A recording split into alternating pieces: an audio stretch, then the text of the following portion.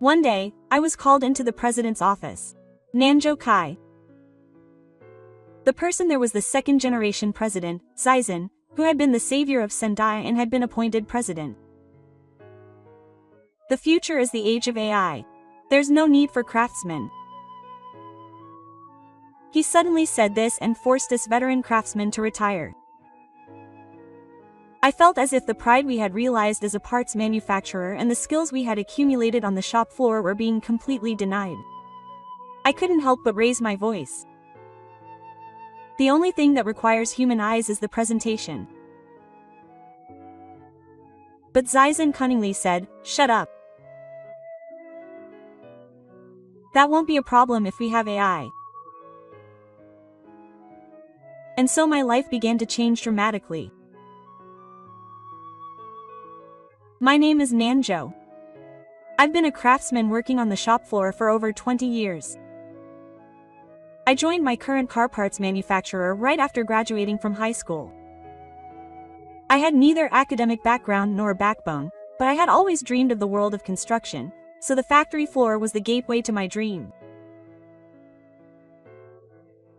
I started with assembly, and then I was put in charge of inspection work. The dimensions of the parts, the smoothness of the surface, the slightest abnormal noise. The more experience I gained, the more I became able to notice even the tiniest of incongruities. Don't let defective products go to waste. That's the battle that saves lives. Ever since my seniors drilled this into me, I've devoted my life to quality inspection. But I realized that relying solely on intuition and experience wouldn't work. That wouldn't get the message across to the younger generation. So I started to record all the incongruities I felt while delivering products and the criteria for making judgments as data. I made visible the tendencies for defects to occur, the work procedures, the tendency for errors in each material, and other feelings that could only be felt on site. By doing so, I was able to clearly convey the essence of quality to the younger employees. As a result, the line I was in charge of didn't produce a single defective product for 10 years. 0 accidents, 0 complaints. Of course, that wasn't my achievement alone. It was a record that could only be achieved because the junior employees I had trained had properly inherited this quality awareness. Thanks to that, I had gained a certain level of trust from the company. The previous president was also someone who observed the worksite closely, and he told me that Nanjo's methods would serve as a model for future quality control. He was a man with a sense of balance who listened to the voices of the field, did not break old methods, and actively introduced new technology when necessary. I sympathized with and respected the way my predecessor did things. But then he suddenly passed away. There are rumors that he was ill, but I was never told the details. And shortly after that, Sendai's son, Takuto Zaimai, took over as the new president. He was young and looked great in a suit, but he had 0 experience in the field.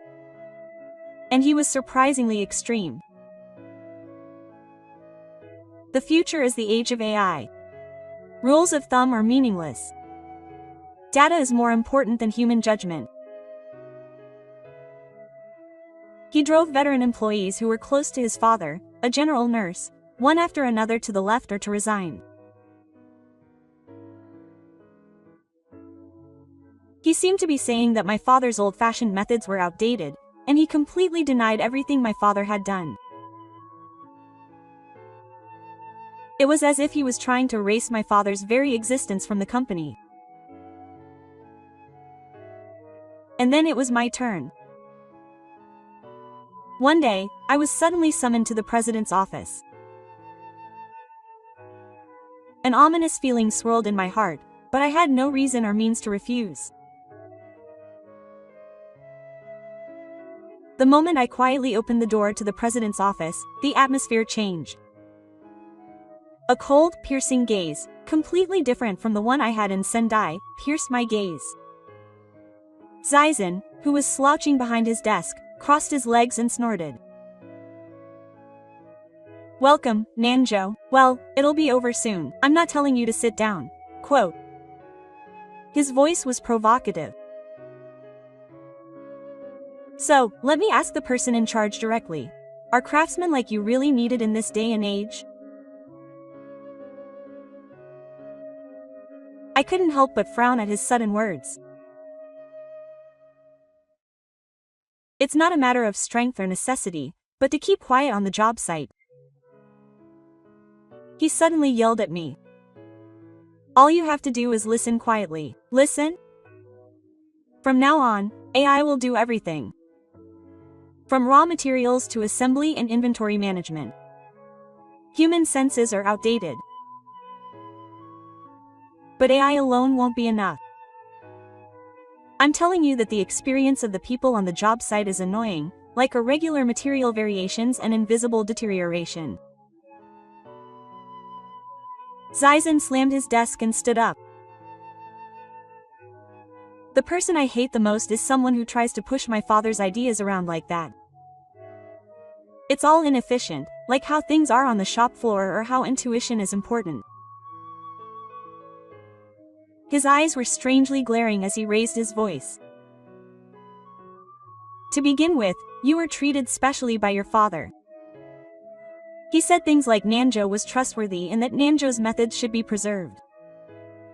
I'm sick of hearing it. That's because Sendai respected the shop floor, and I'm saying I don't like that. I've decided to destroy everything he liked." His expression was almost mad. "My company doesn't need someone like you, my father's favorite. Just quit already. If you tell me to quit, I'll obey. I just have one request." "Ha. The data on the trends in defective products that I've been recording so far. This is something I've accumulated through my own efforts.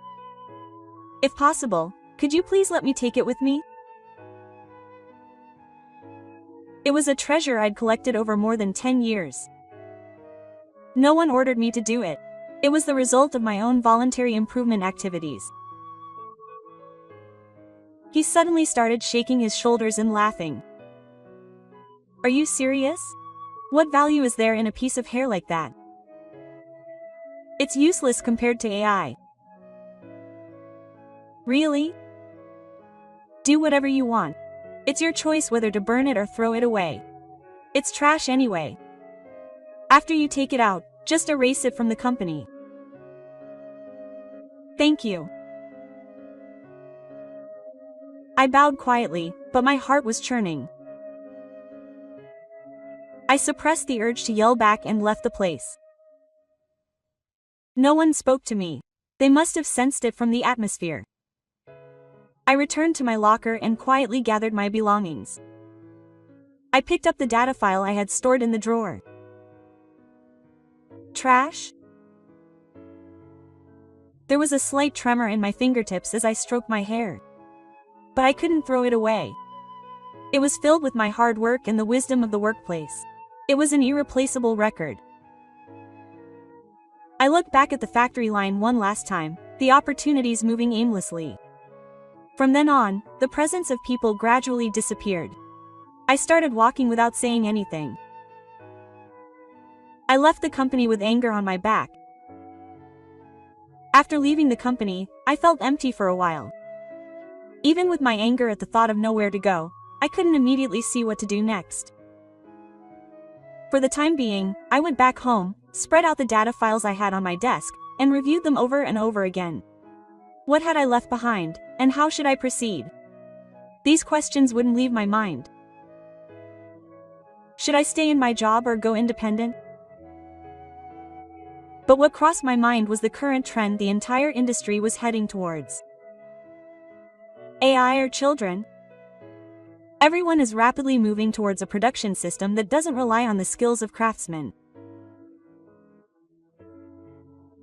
It may no longer be an era where you can just say you're a veteran craftsman, but even so, I know that there are abnormalities that AI alone can't detect. There are definitely feelings that can only be understood on sight. And then I had a sudden thought. This data I've left behind. Can't I teach it to AI? If I could quantify my experiences, verbalize them as tendencies, and have AI learn from them, we might be able to create a completely new form of quality control that combines human eyes and machine intelligence. Coexistence between AI and humans. That might be the ideal. Should I just eliminate them, or should I just rely on them? Not being biased, but complementing each other. I felt that this was probably what Sendai was aiming for. I took the plunge and made a move. Quality control know-how and inspection data cultivated over many years in the field. Based on this, I launched a business as a technical consultant that provides quality supervision education support for the manufacturing industry. At first, I was full of anxiety. I didn't know how to do sales, create materials, or even write invoices. However, shortly after I started handing out my business cards, I received a call from an unexpected source. Mr. Nanjo, it's been a while. This is Takashi Kitahara's place. We're having some trouble with quality right now.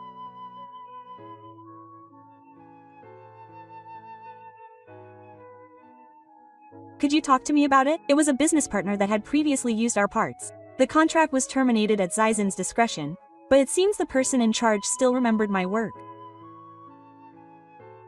When I visited, I learned that preparations were underway to introduce AI in the car, but that it wasn't actually being implemented properly and that the defect rate was gradually increasing. I visited the site, identified the issues, and explained the combination of the data patterns required for AI setup and the human decision-making points on site. The site manager's eyes widened as he said, "Mr. Nanjo, you're like an AI translator. I can't imagine how much it would help if we had someone like that in our company." That was our first contract. The compensation was by no means large, but the feeling that my skills were needed by society was worth more than the money. After that, I started getting calls from other companies through referrals. I wanted to leave it to AI, but I was worried. There was no one to act as a bridge between the site and the system. Every company had the same concerns. Requests kept coming into me, and before I knew it, my schedule was filled up for months. All the data, knowledge, and experience in the field were connected to the present. That file that was laughed at as garbage before I left. Now its contents are becoming the blueprint that supports everyone's production lines. I still hold on to my title as a craftsman, but now I am also a consultant who knows the site. Providing value that only I can provide in the places where it is needed. That is the path I should take. I had just started on a new path. In my busy days, my entire job was becoming a distant memory. My days as a consultant were busy but fulfilling. I looked at the site, identified the issues, and figured out how to combine AI and the skills of craftsmen. There are still only a handful of people who can act as a bridge. One day, I got a phone call from an old acquaintance. The content was a rumor that the company I used to work for, the one Zaizen had taken over, was now in terrible shape. It seems that things were going well at first. The introduction of AI had automated operations and visibly improved production efficiency. Zaizen was said to have been arrogant, both inside and outside the car, about AI being the future. However, the situation soon took a turn for the worse. Mistakes continued to occur, and seriously defective products were released onto the market. The brakes were not working well, there were strange noises, the bolts were loose. Complaints like these came in from all over the country, and many of them were caused by abnormal parts. Furthermore, there were actual car accidents. The media started making a fuss, and the internet was abuzz with criticism that the company was relying too much on AI. Manufacturers and sales companies gave lectures mixed with criticism, and the government issued a formal improvement order. Zeizen had apparently dismissed the in-car systems department and ordered the AI to retrain, but the original data that was supposed to be trained was no longer left in the car. The first thing Zeizen cut was the people. All the skilled craftsmen had already retired. The knowledge that AI should have relied on had disappeared. In a panic, Zeizen began contacting the veterans he had once driven out. But naturally, no one responded. Some of them even said, "No matter what you say, I won't do anything." And then the last one, Zeizen, finally contacted me. When the name of his former company appeared on his smartphone screen, I immediately knew what was going on. After staring at the book for a few seconds, I pressed the call button. "What is it?" A moment of silence. The voice that came after that was Zeizen's. "What? It's me. Hey, can I have a moment?" It didn't have the intimidating air I had heard before. His voice was hoarse and somewhat impatient. I exhaled slowly. From here on out, it was time to kick my past. That's why I had a feeling. It depends on the content. As soon as I heard that reply, Zeizen's voice became impatient. "Come back. Please. I need your help. The AI isn't working well right now, and we're getting defective products, and we're getting a storm of complaints. There's nothing the people in the company can do about it." His voice was so full of his former overbearing attitude that it seemed like he was about to collapse. But I responded calmly. "That's strange. You were the one who declared that I was unnecessary, but at that time, I thought that AI would take care of everything. It seems that the situation is more than just thinking. I contacted the other craftsmen, but they all turned me down." His voice was heavy and downcast. Behind it, I could see the regret and humiliation he felt for the people he had once discarded. "No one will help me anymore. Please, what? You're the only one I can rely on. Is that wrong?" He seemed to be at a loss for words. In the gap of his silence, I spoke more. "You treated the craftsmen as a hindrance, and completely denied the voices of the people on the shop floor that your father trusted. Now as the result, I understand.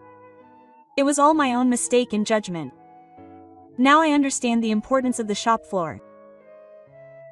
What my father said was right." It was as if he was talking to himself. "So please, help me." "What?" That voice was more like a cry than a plea. But the calmness within me remained unshaken. "I am no longer a craftsman. Yes, I am now an independent technical consultant. My main job is supporting companies in quality control and AI operations. I continue to work based on the data I said was garbage that day. There is no reason for me to return to your company as an employee. But you are the only one who knows how to do that inspection. You were the one who laughed at it and said it was garbage." I could hear Zeizen at a loss for words on the other end of the line. Piercing the silence, I continued. "You are not the only one you have insulted. You have wiped out the last bastion of effort, experience, and life on the front lines. But can't you do something about it? I hesitated slightly at the sound of that pleading voice. You're being too greedy to ask me to come back now after you have already discarded me with your own hands. Zaizan said nothing in response to that one word. Then I won't ask you to come back. You can consult with me. Will you sell me that data? I've finally made the switch. I'm clinging to something I once laughed at as trash.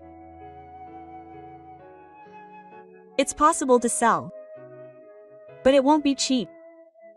How much? 150 million yen for the whole thing. Supervision fees can be paid in installments or later. Only upfront payment. Ha, don't be ridiculous. 150 million yen. How can I pay that kind of money? My voice hoarse as I yelled. The ton fell immediately. Please. Please. Make it a more realistic amount. It sounds like a desperate plea, but I calmly push it away. Whether it's realistic or not depends on your current position. Because if things stay like this, all of our business partners have already cut ties. We've also received a product recall order, and the government is on the verge of suspending operations. You're the one who triggered it. Consumers are also suing us. The family of the driver who caused the accident is genuinely angry. They're asking why we didn't inspect the products, and why we left it to the AI. Multiple lawyers are involved, and it's only a matter of time before we go to court. Then the responsibility lies with the management decision to cut the inspection system. It lies with you, who kicked out the craftsmen and dismissed their experience as useless. Please help me. I beg you. I'll bow my head. His voice was completely broken. The gentle man he used to be was nowhere to be seen. That data you called trash is now being used by multiple people in AI, producing results that greatly diminish its value. You were the only one who couldn't see its value. Then sell it to me. I'll do anything, please. I'm sorry, but I can't find any reason to lower the price to someone like you. After a growling voice, a sudden shout rang out. Damn it! At the end of that scream, I quietly turned off my phone. After exhaling deeply and slowly, I put the phone down on the desk. My old workplace and boss are now a thing of the past. I will live my life facing my current job. The afterglow after the call was strangely quiet. The man who had looked down on me so much collapsed while shouting. And even that toge seemed like nothing more than a remnant of strength now. A few weeks later, Zaizan's company received an official order to suspend operations. Consumers filed claims for damages and a class action lawsuit over the accidents were filed. Public trust plummeted, and the company's management went into a tailspin. Holding him responsible, Zaizan resigned as president. He has not appeared in public since. I don't know where that man is or what he's doing now. But I don't need to know anymore.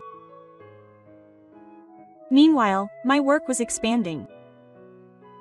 Many companies were looking for consulting services as an interpreter between the field and AI. The number of requests increased year by year, and I began signing contracts with multiple companies and organizing support. I became involved not only in technology but also in the development of in-house training and human resource development programs. Under Mr. Ojojo's guidance, quality improved dramatically. learned that humans and AI can complement each other rather than compete. Every time I hear such feedback, I feel from the bottom of my heart that I made the right choice in choosing this path. Recently, I have been asked to give presentations at manufacturing conferences. I have also been asked to write about the insights and failures I have gained in the field, and the future of collaboration between humans and AI. It seems that another job of verbalizing the words of the field is about to begin. I suddenly glance at the first shelf in my home. The file that was laughed at as trash before I left is still placed at the front. I am proud of our technology even when it is data. I muttered this to myself, not to say it to anyone, but as if talking to myself, and the technology changes form and evolves with the times. However, the feelings of the people who support it remain the same. My challenge is not over yet. In fact, this may be where the real beginning begins. Thank you for watching until the end. If you enjoyed it, please subscribe to the channel. See you in the next video.